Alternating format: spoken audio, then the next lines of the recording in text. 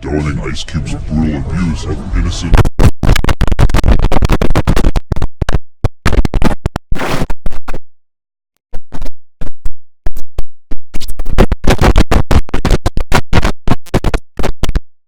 I say, worthy of hate. Ice Cube isn't worthy of hate! Yes, she is. She's